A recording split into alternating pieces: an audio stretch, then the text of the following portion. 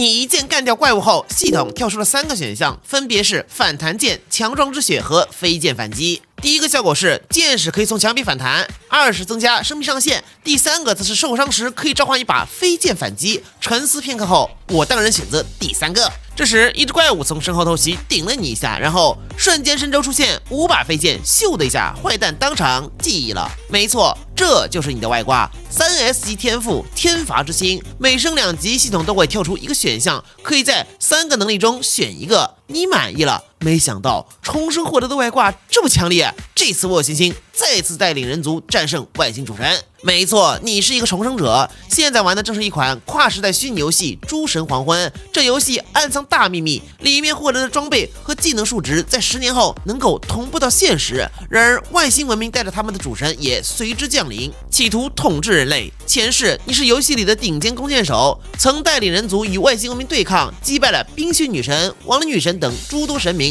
可人族依然在与外星主神的对决中全面落败。生死之前，你想起了传说中人族的仙界之宝弓箭传说之心，用尽最后的力气将其找到后，身亡之前，这神器在使用下与你的灵魂融为一体。没错，这就是一件能让人重来一世的至宝，这赌上全人族气运的一战。而现在正是你重生回到10年前游戏刚开服的时候。复活之后第一件事情就是买了最高级别全球限量时态的游戏仓，而且和通常的烂俗剧情不同，你是一个富二代，继承了父母留下的数十亿资产，能够快速配置最好的资源。看着游戏仓上的编号14514，嘴角勾起笑容，成了上辈子拿到的就是这个编号。没错，诸神黄昏这款游戏在开局的时候，每个人都能抽取一个天赋，而最稀有的10代游戏仓抽到的天赋都是固定的，这一世定要突破曾经的巅峰。诸神黄昏启动。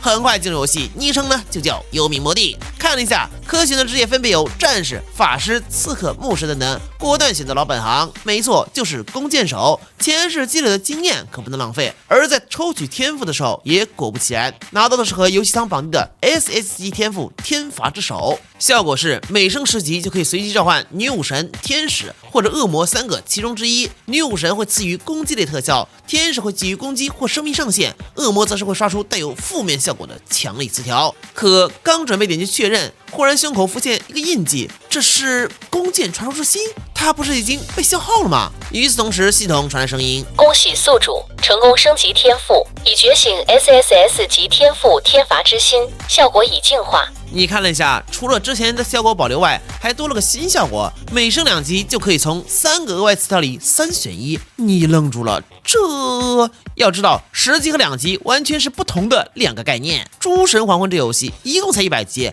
前世自己满打满算才获得11个额外词条，好不容易谨慎选择，才搭配出一个比较强的流派就站上巅峰。可现在2级就来一次，你天了呀！而且要知道，这游戏每20级才开放一个新的大版本，并可以转职，在此之前是不能超过对应级别的。可现在我转职之前就能获得10次，无敌怎么说无敌？这会儿新手村大家都去接任务了，而你却呵呵一笑，快步走向商店。老板满面笑容：冒险者，你想要购买什么呢？本店商品种类齐全，物廉价美啊！你摇摇头，这家伙看似和善，其实黑心的要死，用各种手段坑玩家的钱财。新手村卖50银币1瓶的药，在外面5银币就能买到，后来甚至有人等级高了后特意回来杀他泄愤。不过嘛，这一点现在倒是可以利用。呵呵一笑，老板，我想借一笔钱。他脸色一变，抱歉，不可能。哎，你先别急着拒绝，可以听听我的条件。我愿意和你签订契约，承诺在10天后10倍返还。没错，在这个世界，契约受到系统保护，违规者甚至会被强行注销账号。老板想想背后的高利润，犹豫许久才回忆道：你确定不是在开玩笑？你可想好了，我这边上线能借金币1000枚。哼，要知道借一还十，这都不能用高利贷来形容，有契约的保护，发财了呀！你点点头，当然不是在开玩笑。新手村关底 BOSS 有报改名卡，到时候我换个 ID 改成桃花仙。呵呵，幽冥魔帝借的钱和我桃花仙有什么关系？而且到时候还能用特殊机制狠狠从老板身上宰一笔。于是伸出一根手指，我要借到上限1000枚。获得启动资金后，果断购买200瓶血药、50款蓝药、50款剑石等道具，转头走向村长。接下来清除史莱姆的主线任务，只要上交200个史莱姆凝胶，村长就会奖励一件白银装备。然而你知道这个任务还有隐藏玩法，那是上一世在论坛中一个 ID 名为十里坡剑神的人爆出的，说是交任务的时候一口气交2000个凝胶外加2000个铁木树皮，那就会奖励一件全服唯一的隐藏道具，7大罪十章之贪婪橙色品质。只可惜这个隐藏玩法全服只能完成一次，十里坡剑神也是在拿到奖励后才把攻略放出，那会儿已经没用了。但现在嘛，传说道具归我了，当务之急就是赶快练级，获取天罚之心第一个词条。走出新手村，找了个空旷区域，数只小怪出现在面前。没错，这就是最初级的辣鸡小怪坏蛋。等级1，生命310，技能火球，瞄准一只一箭射出，咻，利箭过去减50。接着就是一边走一边射，放风筝，半小时下来总算升到3级。这会儿系统叮的一声，天赋天罚之手已经触发。接着就是一个转盘，里面分别有3个图案，分别是女武神、天使和恶魔。指针不断旋转，最终定格到了恶魔上面。哦吼，一上来就是这个嘛！恶魔往往代表着代价，但是无所畏惧，强大的力量就是和危险绑定的。点击开启，伴随一阵光芒和一阵阴恻恻的笑声过后，一个词条刷新了出来：越战越勇。效果是只要射出一箭，那下一箭攻速就会更快。效果可叠加，但是无法移动。你愣住了，这词条看起来强力，实则真的很厉害。要知道它的效果是无限叠加的，也就是说每射出一箭，攻速就会增加嘛。正攻大箭对着远处的坏蛋来了一下，减60，他立刻愤怒破来，可接着下一箭来了，减60还没完，继续第3箭、第4箭，等坏蛋碰到面前的时候，5箭都出去了，他就碰到你一下，减10，然后记了。还没完，瞄准另外的怪，这次一出手就几乎3箭连发，没错，攻速已经叠起来了。这下也不客气，一口气拉了10几只，而且手速越来越快，咻咻减60不断飘出，虽然也会挨打减10，但是架不住出暴力呀。最终周围的10几只坏蛋被清空，看着这个战绩笑了，这技能太变态了吧！接着移动2步，又一箭射出，拉到远处的一只怪，但这次攻速就回归原始了。你叹口气，有点可惜的是没法移动，弓箭手的机动性被牺牲了。这一会儿那只怪被干掉，你身上金光一闪，也来到5级。这一次出现了3个词条，分别是分裂剑、生命之拳和吸引剑。其中分裂剑的效果，顾名思义，剑矢能分裂，群伤一大片。中间那个加生命上限的直接无视。众所周知，在游戏内 HP 是优先级很低的属性，只要我先把敌人干掉，我又怎么会掉血呢？目光落在最后一个技能上，迅引剑，攻击速度1、2、3、4提升5个等级，但攻击力下降3个等级，子弹尺寸下降，这意思是伤害变低，攻速变快的刮痧哥技能？等等，不对劲！突然想到一个问题，那就是自己的第一个技能越战越勇，只要初死速度够快，就能一直叠。那这2个技能要是加起来，有点恐怖啊！果断选择下一站目标幽暗密林，这里盛产一种10级怪物树妖，它们皮糙肉厚，极为难缠，但凡被攻击就会进入硬皮状态，关键是攻击力还大，抽人贼疼，所以来刷的人也不多。这会儿有几个玩家走了过来，哥们儿，我们队正好缺个远程输出，要不要一起？你却摇头，不了，我可以单刷。等你走后，小队长法师秦昊一撇嘴，什么玩意儿这么拽？一个弓箭手还要单刷，怕是没死过吧？队长战士徐方来一摆手，别这么想，万一人家是高玩呢？秦元昊一翻白眼，队长，不是我说，刚我们也试过了，这一群树妖多恶心，你又不是不知道，皮糙肉厚的，效率贼慢啊！我倒看看这个破弓蛇怎么至于他为啥那得把镜头拉远点，只见不远处那个弓箭手站在原地，树妖朝他冲去，人和怪之间居然连成了一条线，怪头上铺满了减10、减8、减7这样的字眼。等等，仔细看的话，这条线是箭矢组成的啊 ！What？ 那个手怎么有2只？不对，不是2只手，是拉弓的速度太快，产生了残影，所以看起来有2只手。等树妖上他身前就记了。这会儿秦昊小队的表情不用我说，你们也知道是什么，那就带我们一起走一个吧。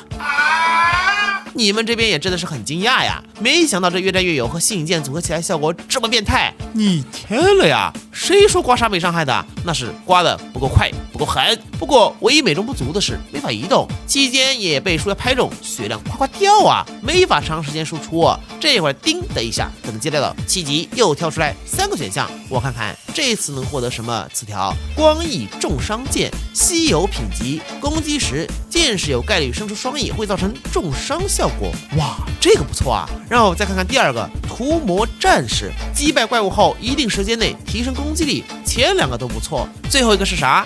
旋转吸血球，切，才绿色品级嘛。等等，效果是创造2个能量球围绕身边，碰到敌人后会自动吸血。你懂了，这个技能被评价为绿色不是没有原因的呀。谁家好人弓箭手会一天到晚净身啊？但自己不一样，战场输出最怕掉血，果断选择。嘎嘎，站桩流成了。捡起地上的装备，打开后是一个蓝色品级的戒指，秘法指环，使用后会恢复75点蓝量，聊胜于无吧。这会儿旁边传来一个声音，原本嚣张的秦昊讪笑道：“那个大佬，能带我们练个级吗？”你一翻白眼，前倨而后恭，四肢令人发笑，拜拜了您嘞，头也不回走了，继续刷怪。接下来你升的9级，拿了一个增加回避的天赋，最激动人心的时候就要来了呗！伴随一吨箭矢倾泻而出，束腰倒地，10级到了。没错，3S 级天赋，每10级的奖励可是跨阶段的。女武神、天使、恶魔转盘再次出现，开始抽取，这次指针定格在了女武神身上。恭喜获得天赋召唤飞剑，效果看看啊，开启新的流派就可以召唤飞剑，不占用弓箭攻击频率。哈，这是什么？意念一动，一柄蓝色飞剑浮现在身边，大钩瞄准旁边的束腰，结果那把咻的一下就窜了出去，剑344红色暴击，束腰血条一下就少了一大半。等他愤怒冲过来的时候，淡定张弓搭箭，咻又是半吨箭矢倾泻而出，束腰记了。而且来到这里也不是全无目的，说着一个山洞口到了，走进去之后看到一个双手被铐住挂在洞内的黑袍老人，果然是他，亡灵法师灵修元，新手村的猫 boss。还记得上一世的任务线中，他就是亡灵女神在人界的信徒，来到新手村是为了孵化不断出生的玩家，引导他们去敌对文明，但是被新手村的王村长发现，所以封印在此，双眼一眯。既然提前遇到了，可不可以直接杀了他？看脸属性等级是3个问号，状态是被封印中，好吧，看来还是无敌状态。记得好像是要集齐了7大队师章中的贪婪、暴食2篇才能解锁吧。不过嘛，现在有羊毛可以薅。果然只听到老头咳嗽一声：“年轻人，作为第一个来到这里的人，老夫愿意给你一个机会，只要你击碎后面的阵法核心，我将赐予你无上的力量。”看向他身侧的传说阵，计上心头，装作满脸贪婪：“好，我答应你。”说完，立刻走进隧道。很快你发现隧道深处被法阵保护的能量核心，这玩意儿怎么想都是释放 BOSS 的东西吧。原地磨蹭了10几分钟后，回到林修元面前：“我的力量太弱了，不足以动摇法阵核心。”他愣了，不应该啊，不击败外头的束腰海，不可能走到这里。有这实力，击碎核心是肯定没问题的。你摊手，那是因为当时的我身上有数名队友施展了法术增幅啊，米波龙、康复龙、群波龙。That's good。如今法术效果已经消失了啊！他差点赔出一个老血，合着等了这么久，等了个科技怪。一皱眉，罢了，年轻人，我先借给你一件武器。说着，丢出一把白银级别的长弓，代打裸斯智商，攻击加50%，有20%概率造成3倍暴击，穿戴要求20级。好家伙，这么暴力！你嘴角扬起，成了，立刻加强装备。最后再次进入隧道，又磨蹭10分钟，垂头丧气归来。林修元是真的好气，你小子怎么又回来了？你有些尴尬，力量还是差了一丢丢。说着伸出手指，中间流出一丝缝隙。林修元深吸口气，我忍。咬牙道：“老夫身上已经没有适合你的魔法装备，只剩一本诸神赐福的任务开启卷轴。这东西装备在身上，能对封印的伤害增加30%。希望你这次不会让我失望。”你连连点头，请放心，为了获得力量，我必然全力以赴。接过后转身就走。林修元脸色一愣，一股不好的预感涌上心头。年轻人，你是不是走错方向了？你摇摇头，当然没有走错。林修元大法师，感谢你的馈赠，我就先走一步啦。林修元，彻底疯狂！你这个骗我！我一定杀了你！我记住了你的名字，幽冥魔帝，你该死！离开很远后，你撇嘴，到手刷到改名卡改名字，你找幽冥魔帝跟我桃花仙又有什么关系呢？画面一转，已经回到新手村，村长十分惊喜，天啊，居然是2000个凝胶和2000个树皮！幽冥魔帝，你的实力真是超乎老夫预料，看来我们暂时不用担心亡灵入侵了。作为奖励，我将新手村的相传之宝和一件白银装备交给。另外，我还要交给你一个重大任务。恭喜你完成主线任务的额外条件。获得隐藏奖励，7大罪师章贪婪。查看来效果，嚯，橙色品级，装备在背包里即可生效。本职业装备穿戴条件降低10级，杀怪经验额外增加30%，获得金币额外增加20%。下面备注：贪婪是一种美德，你已经享受到好处了，不是吗？哇，好东西啊！然后看了一下那件白银装备的属性，回响护甲，生命加400，防御加20，生命恢复加5点每秒，不错。然后完成任务的经验让你到达了12级。这次刷新出来的3个技能分别是妖精之息、火焰精灵和飞剑反击。第一个加攻速，自己有虚影剑，应该是不太需要了。第二个火焰精灵的话有点诱人啊，记得这个技能是召唤一只怪在旁边帮忙出火球，对吧？摇摇头，看向第3个技能飞剑反击，受到攻击会立刻召唤5把飞剑贯穿敌人。好家伙，也就是说在之后的战斗里，我看到敌人只用站桩输出，然后攻速就会在虚影剑的加持下越来越快，连成一条线，怪物被纷纷射爆。好不容易有机会打我，让我掉血了，也会被悬在这身边的吸血球加回来血。接着这个间隙，我的飞剑会不断攻击目标，而且怪打到我之后，也会立刻召唤5把飞剑反击刺穿。这4条组合也太变态了吧！